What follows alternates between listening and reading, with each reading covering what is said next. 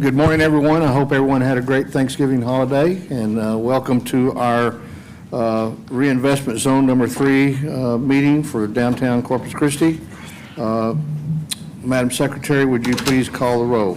Chairman Mike Pesley. Here. Board members Roland Barrera. Here.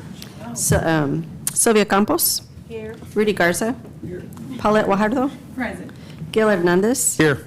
Michael Hunter is absent. Jim Klein is absent, and Everett Roy is absent. Connie Scott, absent. Oh, is she? Okay, thank you. James Sedgwick. Here. Dan Suckley. Here. Okay, we do have a quorum present to conduct the meeting. Okay, thank you very much, Ms. Huerta. Do we have anyone here signed up for public comment? Did we receive any written public comment? No, sir. Okay, then we'll move on to item D, minutes. Board members, do we have any corrections for the minutes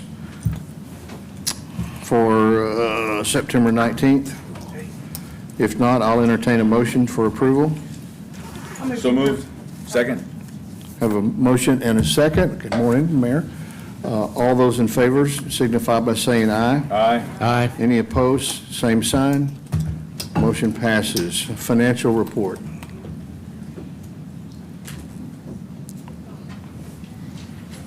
Can you bring up the PowerPoint, please?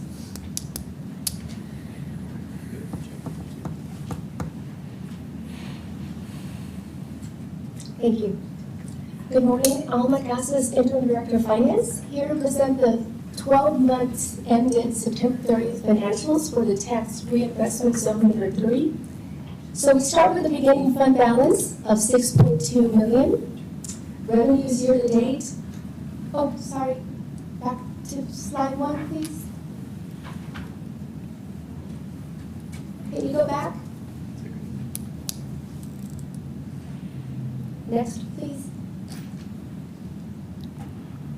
The next slide. The one before that.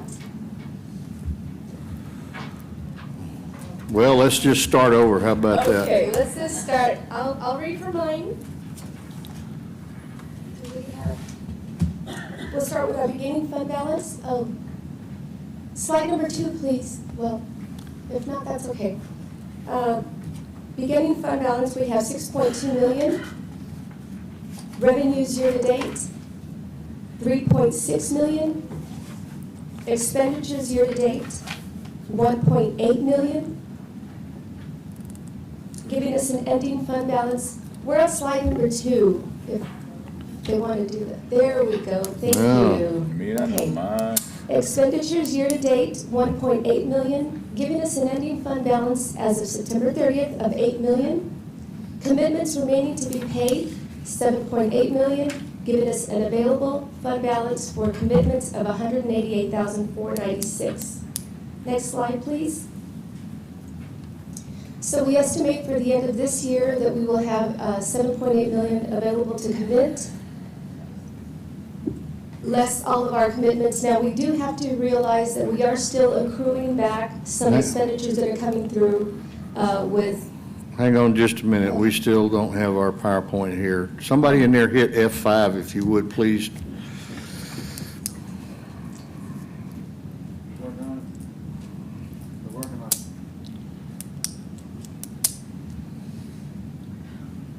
They're working on it. Technical difficulties. Feels like a Monday. We need to go to slide 4, please. Thank you. Yes, thank you. Is everybody up now with that? Everybody's got the right slide? Okay, so, oh, No, they went back. go back to slide 4. Slide 4, please. Thank you. So we have our project-specific development commitments. We have $4.3 million committed for project-specific developments, and those are listed below. That's the 600 building, the Marriott Residence Inn, Nueces Brewing Company, 807 North Upper Broadway, the North Water Apartments, and ZIZ Hospitality. Moving on to the next slide, please. We have targeted vacant property improvement commitments. That is $996,695, and that's for the 611 Commerce Venue Hall and Thirsty Corpus. Next slide, please. Downtown Living Initiative, we have $3.9 million committed. That's for the 600 building and the Northwater Apartments. Moving on to the next slide, please. Commercial finish out, we have $107,278, and that's for Gallery 41, Lazy Beach Brewing, and Community Grocery. Next slide, please. Streetscape and Safety Improvement Program. We have $1.8 million committed, and that's for Buccaneer Commission, The Point, Sable Dental, Bay Area, Gallery 41, OK Hi-Fi, Lazy Beach Brewing, Community Grocery, Law Office of Jason Wolf, Furman Foundry, Holiday Inn Express, and Thirsty Corpus LLC. Next slide, please. We have our new program, Rooftop Activation Program, which is $1 million that has been committed for the Holiday Inn Express Emerald Beach. And that concludes my presentation. Any questions? Questions, board members? Okay, thank you very much. Thank you. We'll move on. Board, we were supposed to have, we haven't had an executive session scheduled for this time, but staff has asked that we table that, so we're going to move on to item G for motion to approve a downtown development reimbursement agreement with 101 Shoreline LTD for improvements to the property located at 101 North Shoreline Boulevard for a total incentive amount not to exceed $21,827. Ms. Barrera. Good morning, board members. Elizabeth Mason, Executive Director of the Downtown Management District. This first item we have before you is a streetscape and safety agreement for the Bay Building. We have the owner, Bill Durrell, here with us in the audience. Bill has owned the Bay Building for a number of years and is proposing some landscaping improvements to the exterior. So this property is right at the intersection of Shoreline and Cooper's Alley, and we think that these improvements are really going to add to the pedestrian experience at this location. So we do have a PowerPoint, if it can be pulled up. We seem to be struggling with our PowerPoints this morning. Does everyone have a hard copy agenda book? No. Okay. It's online. You have it online, anybody? I've seen it. Do you, Dan, do you have one? I have it on there. You do, Roland, do you have one? Yeah, I have it online. Here. Mike, why don't you take this one, because I've seen it. Okay. And then we've got one here, so. Well, I thought. I've seen it. It's just Yeah. unfortunate our audience can't see it. Yeah. It's up. Okay. It's on now. So this is item, It's okay. Okay, here we go. No, this isn't the one. No, it's not.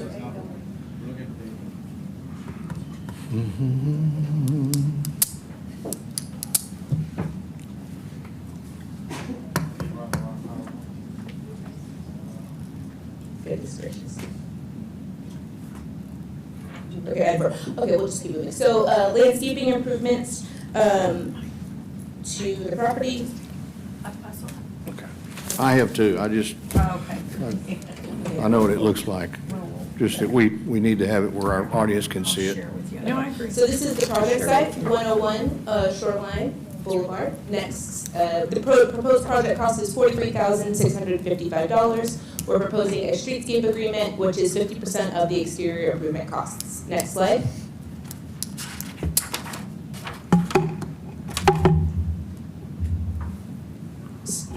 Next, yeah, there you go. So this is the current exterior of the property. Next slide.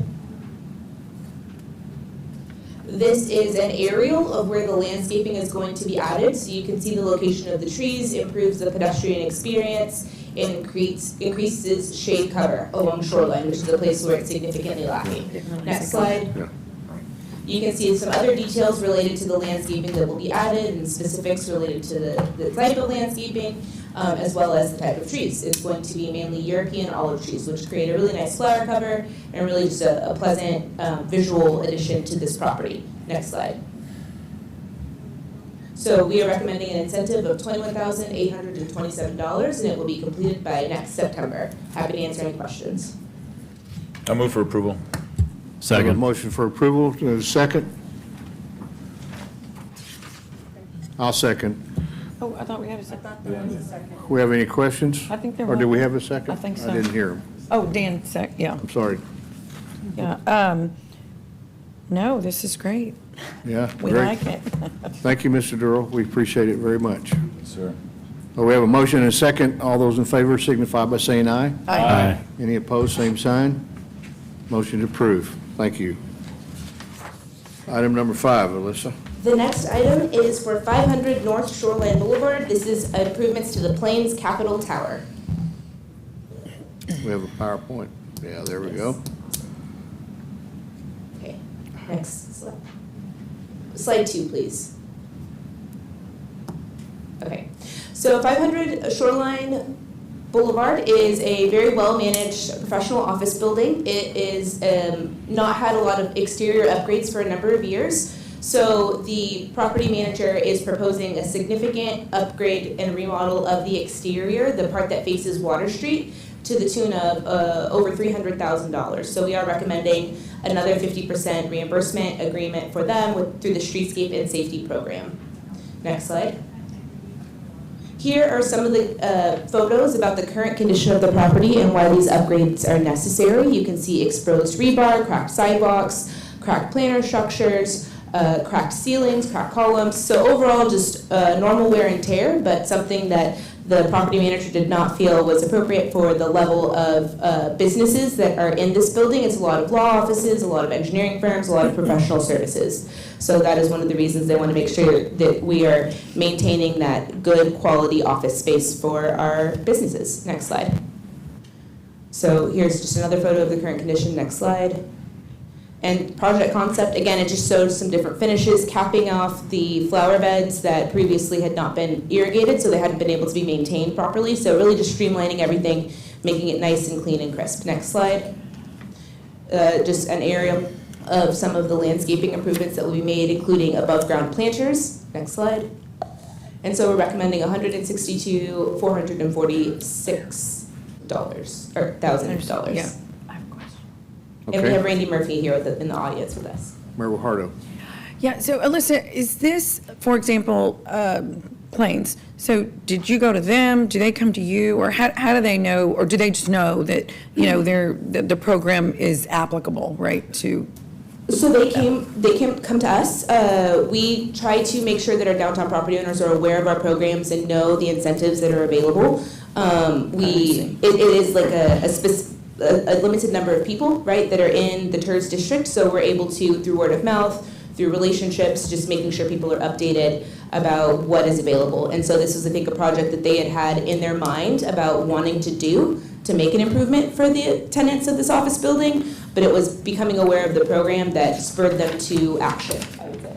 And what is the total investment? I know So- 162 is the Incentive, incentive. correct. Okay, what's the And total? the total investment for the exterior project is $324,000. But they do a really excellent job of keeping up office buildings. I would say these are two of the best the two properties managed by CCRM are very well maintained. So they just do that kind of out of their own initiative. So you're seeing two instances with the Bay Building and with this building. Our office building owners are making investments in their office properties, which I think is a good sign Right. for renewing that investment in downtown. Absolutely, absolutely. Thank you. Yeah. Okay, any other questions? I move for approval. A second.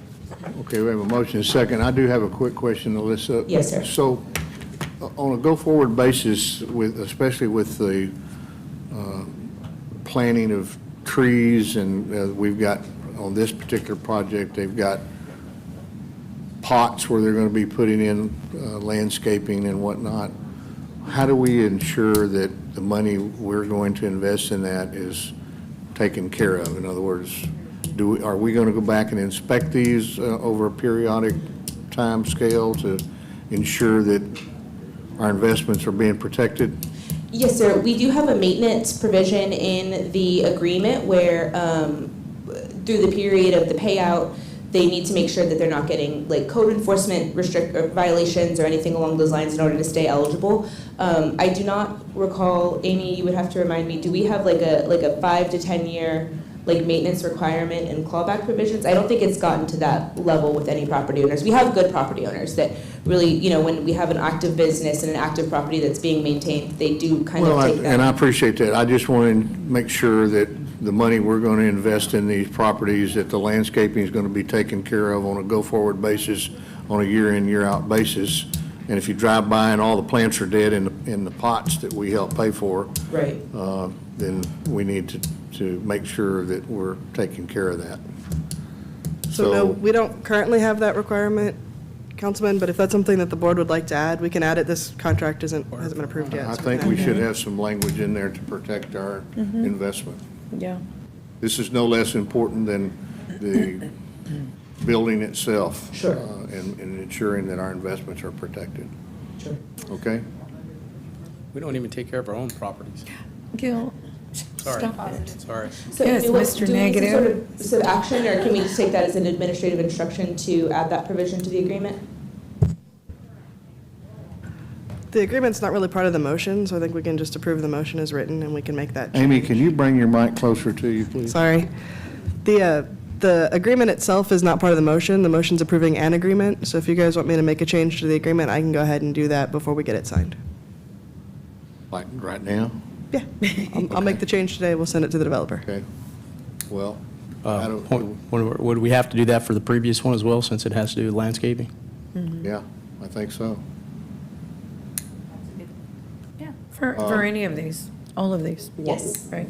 Yeah. Why don't we look, can we bring that back to the board at the next meeting to approve for all these projects? Well, I mean, I'll add it to our standard form moving forward. You're going to have to move closer. Sorry. I'll add it to our standard form moving forward, so I'll add it into the contracts so that every new one will have it in there. Okay, But what is it? A 5-year maintenance requirement on all landscaping. okay, Okay. Yeah. Okay. okay, very good. Okay, thank you. I have a motion and a second. All those in favor signify by saying aye. Aye. Any opposed, same sign. Motion passes. This is item number 6. Okay. The next item we have in front of you is for OK Hi-Fi LLC on People Street. Excellent.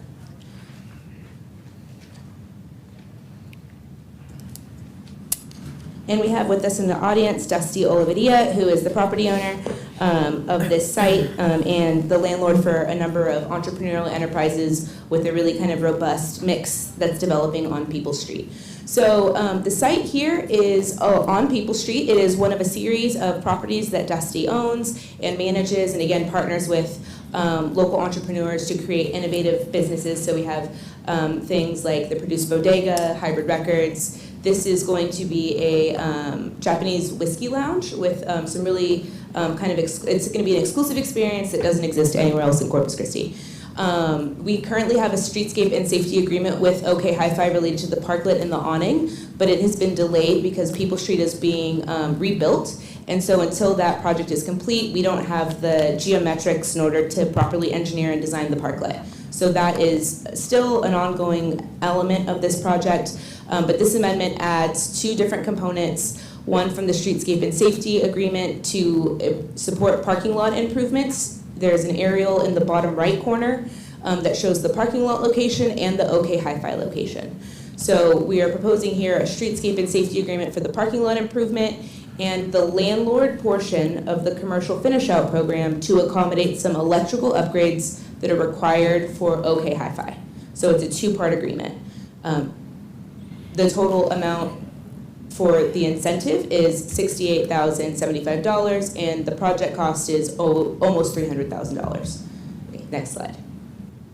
So there's the current condition of the interior space. Next slide. This is the project concept for the lounge.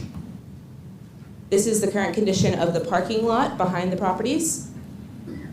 Next slide. And this is the concept. So it's going to be gated, lit, landscaped, and overall just improved from the current condition, which is a blighted parking lot.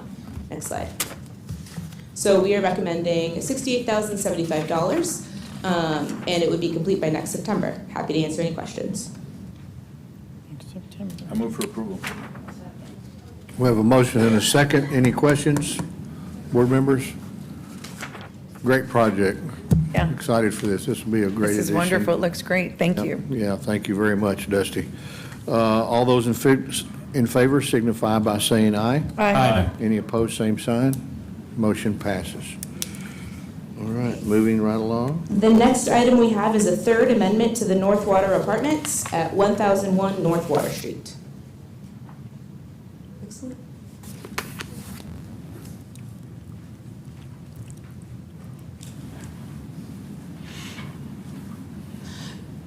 So to recap on the project, 1001 North Water Street previously was known as the Princess Apartments. It was purchased by Dave Fournier, who's here with us in the audience, and is being restored into a 5-story, 58-unit multifamily housing facility. It is going to be market rate units. Previously, the property had fallen into grave disrepair, and so we're really grateful for the investment that Dave is making in downtown and restoring the functionality to one of our historic buildings. The incentive is it's a $5 million project. I think there's been significant cost overruns, but it was initially a $5 million project. And the two incentives for this are the Downtown Living Initiative and the project-specific agreement. It was originally proposed to be complete by December of this year, but due to supply chain issues and labor availability, they are requesting an additional year to complete the project. So we're proposing an amendment to extend the date to December of 2024. Next slide. So just to remind you the condition of the property, it really was in grave disrepair. There are people who had just left their belongings there and kind of left the property. I think only 20% of the residents were paying rent whenever this project was proposed. So we're really excited about getting that up and running. Next slide. So you can see some of the improvements, some really just nice, clean, finished units. The first floor has original tile, which is really wonderful because this hotel was built in the 20s originally. So there's some really nice features. We really think it's going to be a very in-demand property. So thanks, Dave, for your work. Next slide. Oh, that's it. So we are recommending an extension. Happy to answer any other questions. Questions? I move to approve, but I would like to make a comment. Sure, go I just ahead, want to ma'am. thank Dave. Where is Dave? There you are. I couldn't see you behind Heather. Dave, no, I just want to thank you. Thank you for making yet another investment. Really, Dusty, too, everybody who's doing this, because it just adds to everything we desperately do need downtown.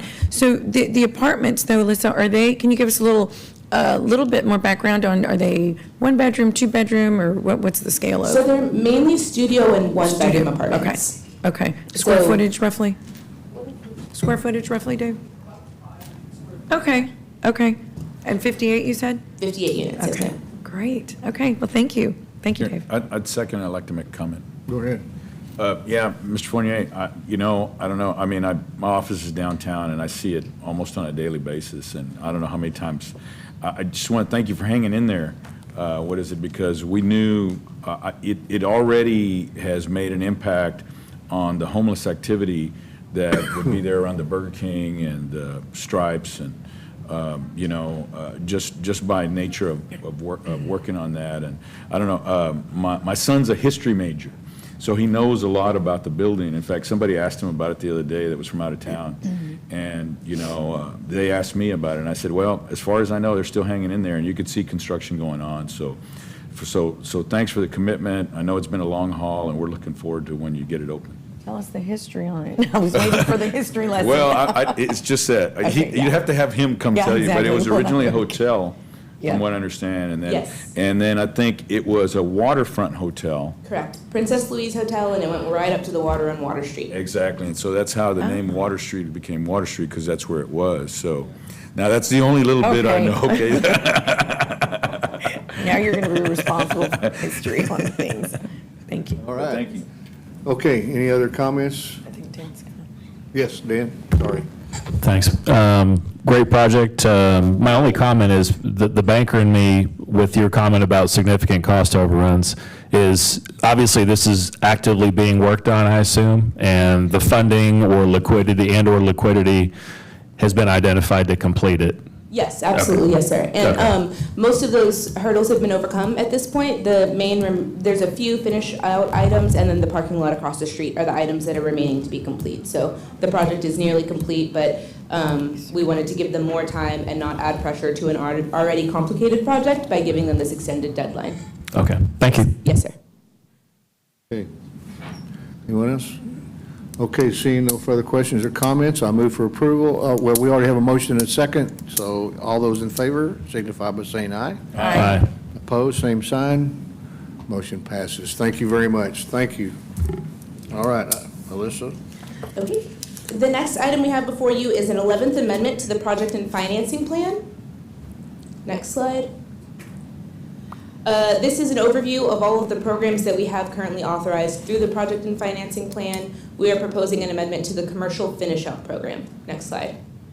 So we have added previously a landlord policy to the commercial finish-out program, which enabled us to fund mechanical, electrical, and plumbing improvements because we were basically short of white box ready spaces. So though we had a lot of vacant buildings, we didn't have spaces that were leasable to retail, right? It was a very important transition, having a vacant building that hasn't been maintained in a long time to having it available to retail, to putting retail in it.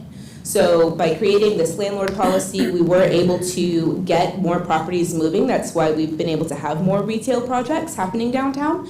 But we realized there was another very key component, and that was walls. We had not originally included walls in mechanical, electrical, and plumbing. So if it was a large space that was being divided up, we could support the mechanical, electrical, and plumbing improvements, but not the installation of walls. So we think that this is going to enable us to create more retail spaces that are leasable. The tenant may then take on some of those mechanical, electrical, or plumbing items, but by creating the separation with the walls, we'll have more leasable spaces. So that is why we are recommending this amendment. Happy to answer any other questions. Questions? Pretty simple. I move for approval. We have a motion and a second. All those in favor signify by saying aye. Aye. Opposed, same sign. Motion passes. Okay. You're going to handle the presentation item, Melissa? Yes, sir. Okay. Moving right along. Okay, so the next item we have was just a board requested item for us to give more regular updates about, we come before you with projects and things to approve, but you wanted us to bring updates on the other work that we have going on. So this is just a brief update about what the DMD's been up to related to placemaking and economic development over the past few months. Next slide, presentation, please. So the DMD, that one, yeah, perfect. Okay, so first we have our placemaking updates. So one of the items that we had in the budget this fiscal year was some small small buckets of funding for concept development related to improvements like the Agnes Laredo entryway to downtown, urban design standards, and pet-friendly spaces in downtown. In other municipal management districts, they have an agreement with an on-call firm that helps kind of flush out a little bit more of those conceptual details before it comes to the city for the actual engineering, construction, design, so that we can kind of engage in that process. So we conducted an RFQ design workshop, was the firm that responded. They helped us with our Water Street vision, and they are also the firm that multiple downtown districts in Houston utilize. So this is our lone responder, but also the one we're recommending. So just wanted to give you an update that we have engaged with them and hope to be getting some projects in January. Next slide. Additionally, we've been working on downtown parking in partnership with Heather in the Economic Development Department.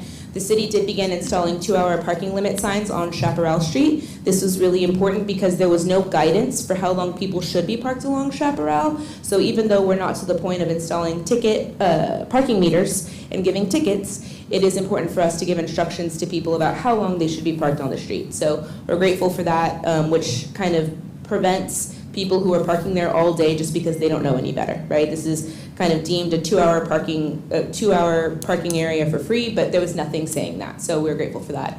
We've also been working to get cost estimates on all the blighted parking lots in the downtown area to understand the cost of making them asphalt or making them concrete. We are additionally now getting quotes on the pervious surface improvements, which would make it a little bit more environmentally friendly and a little bit more temperature friendly for downtown. So that is another project that we have in process. Next slide.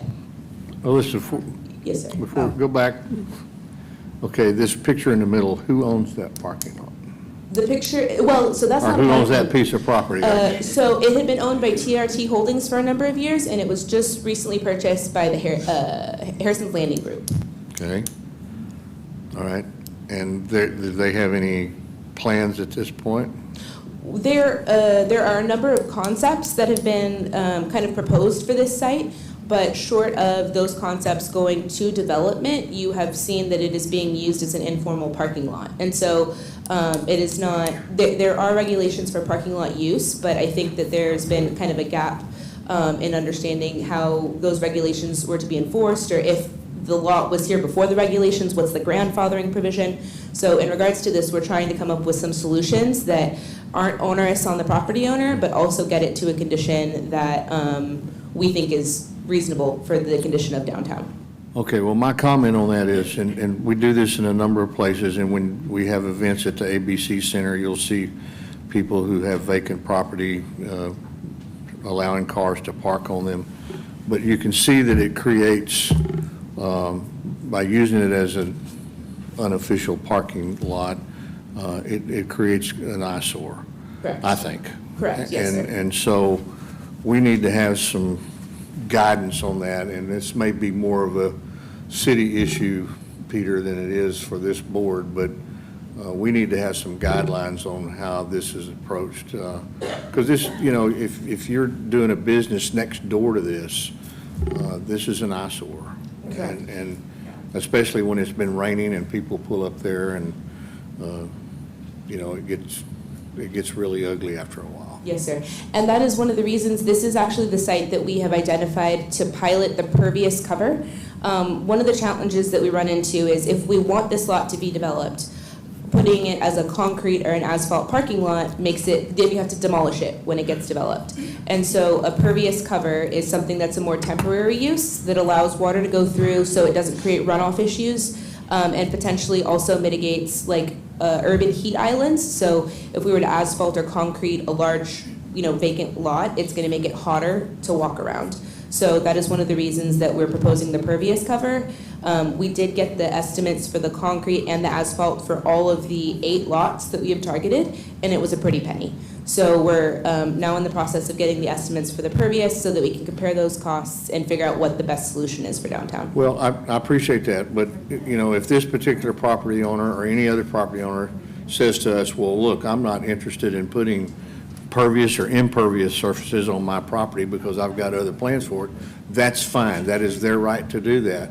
But we also, as a city and as a downtown reinvestment zone, also have, I think, a responsibility to say, okay, but if you're going to use that as a parking lot, here are some rules you're going to have to live by, and you can't create an eyesore by using it as a parking lot all the time if you have some future plan for it. Yes, sir, absolutely. I think Okay, does that make sense? Yes, yeah, and I think staff is on the same page. So we're just kind of running this one more trap to figure out if we can get any movement with the program on this, and then I think that's how we would proceed if we aren't able to get any movement. All right, Yes, sir. moving right along. Go ahead, yeah. The other side of the coin on that, Councilman, I understand your viewpoint. It could be an eyesore, but to be honest with you, the parking lots across from the Goldfish and the bus, I mean, it tickles my eyes to see them full on Fridays and Saturday nights. Also during the art walk on First Friday on the art walk. I mean, those people that park on those parking lots, and the owners of the parking lots, they don't get any revenue. That people park there for free. And so again, that's one of the reasons why people come downtown, is because there's no obstacles to overcome related to parking, at least in this particular time. And so again, if someone is using it as a parking lot and getting revenue, I understand that. For those people that are offering their parking lots, for those businesses to be able to succeed, then that's a different story. So I think that as we move forward, you really have to look at the pros and cons before you just implement some sort of restrictions. In terms Well, of use. I'm not proposing that we implement restrictions. What I'm proposing is if they are going to allow it to be used as a parking place, then there should be a set of guidelines by which that piece of property will be cared for and maintained. And it just can't become a mud hole out there. Again, if the property owner is not receiving any revenues and is doing as kind of as a service to the public, and then you're gonna require him to make some huge investment in order to be able to use it, that's such. I think that's gonna create issues related to be able to. But it to the doesn't matter accessibility of whether, parking down to me, it doesn't matter whether it's a parking lot or a building. I mean, I could have a building down there and say, hey, all you folks that want to come down here on the weekend, you can use my building to stay in. And the first thing you know, you've got trash and litter and all that associated with people staying in a building. It's the same thing. We wouldn't allow that to happen either. Well, again, there's people living in the building, that's different to people parking on an empty On a temporary lot. basis, it's, So, again, for me, it's the same thing. Respectfully, I'll disagree with you, because Okay. I believe that we do need to make sure that whatever we do is gonna be, I'm gonna say, incongruent with what we're trying to achieve downtown. Again, if you've got some people going downtown, you've got the activity level that you want downtown, then if you're gonna impose some restrictions and make the property owners pay for those improvements up front without any additional revenue, I think it's gonna create some issues, and that's just the only concern that I have. Okay. Thank you. Yes. Okay, I see where our Del Mar Board of Regent Garza is talking about, and simply because it's not, you can't look at this in isolation. You got to think of the properties near the American Bank Center, because if you have requirements to maintain a certain thing, you know, if I was an owner of this property, I would say, you know what, I'm just going to fence it off. That way, nobody uses it, I can keep it, approve it, and then you know what, then you don't have that parking. Now, if you want to have something, and then if they do have improvements, then their stormwater fee goes up because it becomes an impervious surface. So you kind of create these unintended consequences. So if you want to have something along those lines, have more uniform. Like if you want to have caliche, you know, so where it stays impervious, I mean, it stays pervious, or you can have water go through it and just have a uniform look to it. I mean, I can understand some of those things, but if you create that situation, it's going to create problems elsewhere, like around the American Bank Center. You know, I could just see, you know, if we put those regulations on the Omni Group, they'll just fence it, and we don't have that parking and we don't have enough parking over there to begin with. So we just got to be careful of the unintended consequences of doing something, making requirements that are hard to enforce, and then have unintended consequences in other areas. Thank you. Yes, sir. Okay, the next slide. Something a little bit more cheerful, our holiday installation schedule. So we have completed the construction of the Port of Corpus Christi, the Port of Corpus Christi holiday tree in La Retama Park. We have lights in both La Retama and Artesian parks. We have decorated Chaparral Street as Peppermint Lane, which is something that existed in the 1960s that we try to bring back to restore those feelings of nostalgia. And the HEB Christmas tree is constructed. So all of our holiday decorations are up and running. We have sent invites out to the Mayor's Merriest Downtown Decorating Contest and the HEB Christmas tree lighting and the illuminated boat parade by the Port of Corpus Christi this weekend. So we hope to see all of you out. Next slide. But it is a significant undertaking to construct that many installations throughout the downtown area. So it is a very vested time, but our team worked very hard. So thank you to our team for seeing that through. Another item to update you on is a visual lighting survey. So this is some aerial photos that we were able to take of the entire reinvestment zone and in more detailed form of the downtown Marina Arts District to understand the existing lighting levels. This study is being utilized to proceed with the lighting improvements for Bond 2018. Understanding that the lighting pattern is sufficient, but the lighting levels are not for the Marina Arts District. So we have that available if anyone is curious, but we wanted to update you that we did complete both of those lighting surveys. And I've shared that with city staff. Next slide. And economic development. Next slide. Update that we are doing administratively. We are not taking this for a project plan amendment, but we are going to be aiming to target more food options as well as drink options for facilities. We think that